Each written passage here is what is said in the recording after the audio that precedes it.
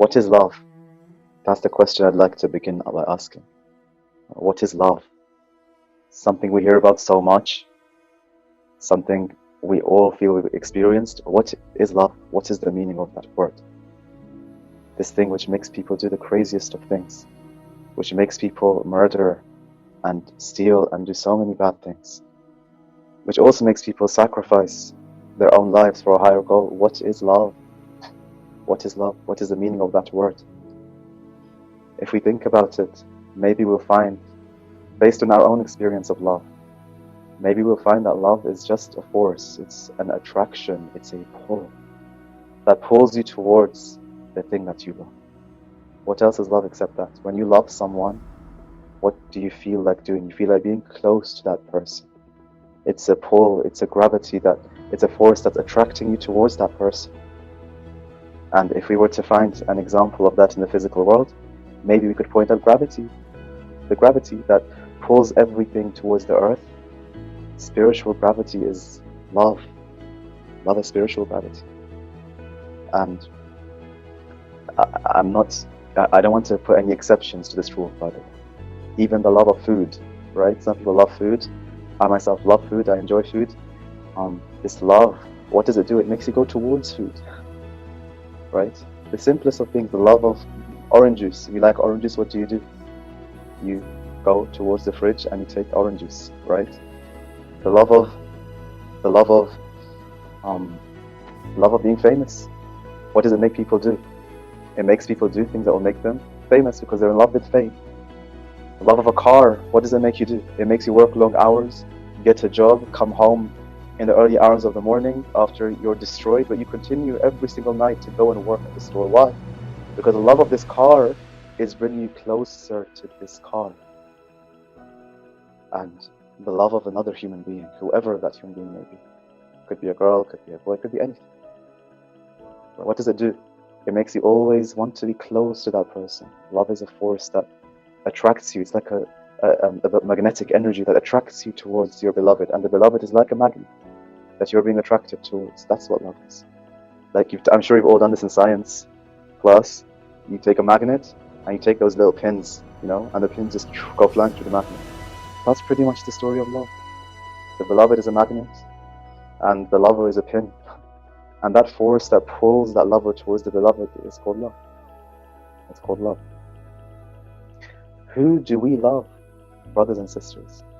I don't believe in speaking in bubbles. I don't believe in deceiving ourselves. Let's speak on the ground. We know who we are. I know who I am. You know who you are. Think of yourself. Let me think of myself. Who do I love? What kind of people do I love? What kind of people do human beings love? They love people who are beautiful, handsome, attractive, right?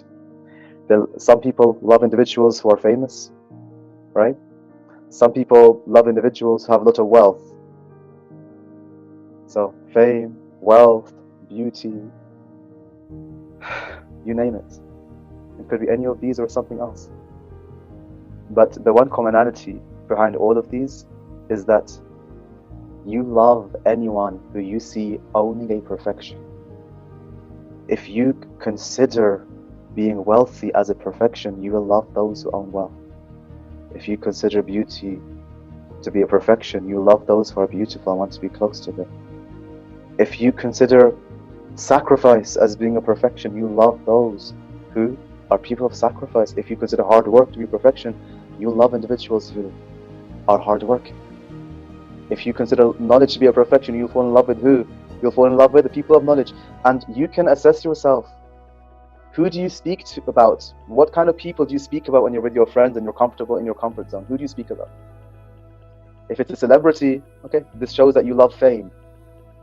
If it's an alim, you get excited speaking with people of knowledge. Oh, the alim, he said this, he said that. Okay, so you're in love with knowledge. If it's a boy, if it's a girl, someone who's handsome or beautiful, okay, so it shows that you're someone who's in love with beauty, right? And these aren't mutually exclusive. You can love beauty and knowledge and wealth and so on and so forth. So we love human beings who own perfection. Now imagine, astaghfirullah, but let's speak on the ground. Imagine that someone falls in love with someone a girl falls in love with a boy or a boy falls in love with a girl, right? Because they're so beautiful or handsome. Okay? They think about them. They feel, oh, I would do anything to be with this person.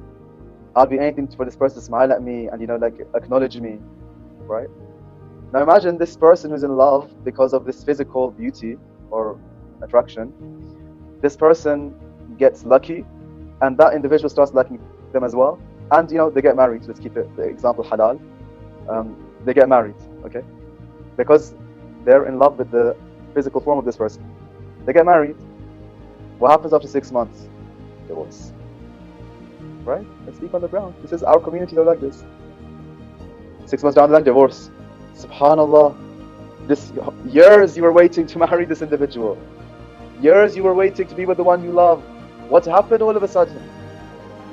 You thought your whole world has changed when you saw this beautiful young lady or this handsome man. Now you got them, and now you want a divorce. Why? Do you know why? Because there's something you forgot about the human being. There's something you didn't realize about the human being. Which is what? Which is this love for perfection will never end. This love for perfection will continue. Meaning what? Meaning, okay, you're mesmerized by this other human being who's so handsome or beautiful. When you get to be close to that person, you start to what? Your eyes find someone who's more beautiful. And then what happens? You want to leave this one and go after that one. Correct? This is human nature. Whatever you want perfection. You want wealth. You get close to someone who's wealthy. You build a business for yourself, you become so wealthy. What do you want? Are you happy then? You're not happy. You want to expand your business now. You want to set up branches in other countries now. Subhanallah al-Azim, the human being is never satisfied. He always wants more.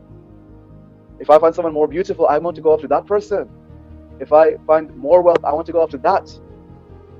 They say if the human being had the entire world at his disposal, he would seek to conquer Mars. The planet would not be enough. Why? Because our love for perfection is never ending. Meaning, what are you after? You're not after limited perfection. You're after unlimited perfection. And there is only one unlimited perfection. That is the Lord of the world. So who are you truly in love with? You're in love with unlimited perfection. Who is that? That is the existence we call Allah. All these perfections, they're His. You want unlimited richness? That's Allah.